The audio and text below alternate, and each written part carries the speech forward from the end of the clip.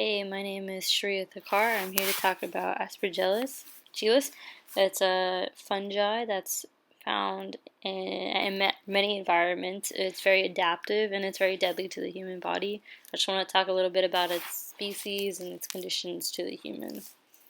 So, what we know is the history with Aspergilla is it wasn't discovered until the early 1700s by an Italian biologist, and you can just see throughout history that it's slowly starting to affect people, and there's finally they have connections between this fungi and many diseases. This is a taxonomy of it.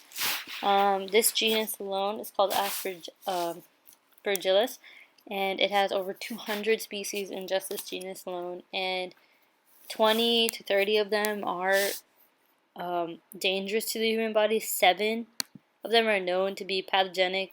By pathogenic, I mean that they are very deadly. They stop macrophages from attacking them, so that way they prohibit phagocytosis in the human body. And they also grow in really hot temperatures, and in soils and just acidic areas overall. That's where their optimal growth is.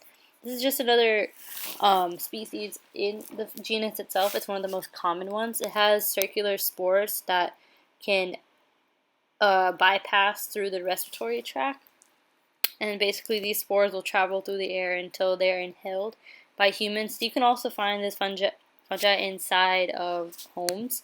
These are just a couple of species names I listed.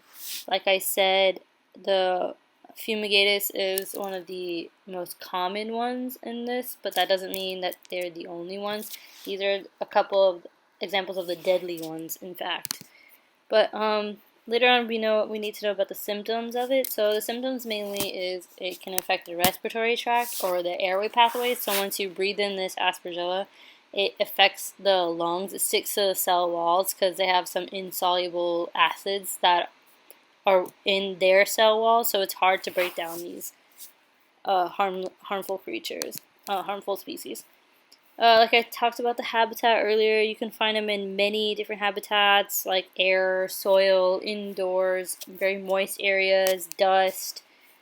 You can even find these, again, like in humans, because they're very adaptive. They can adapt to any environment around them. That's why they're very dangerous, because it is hard to kill them easily. These are some of the diseases that are listed in it. I didn't list all of them, like cystic fibrosis and like tuberculosis and all those things. I didn't list them, but mainly you can see that most of their symptoms and most of their diseases are related to respiratory diseases or like liver diseases and all that. This is just another example of it penetrating the liver, and you can see how you can see the spores detaching from the entire, I think, the structure itself, and you can just see how the spores are not dying. They're continuing to living and thriving inside of the liver.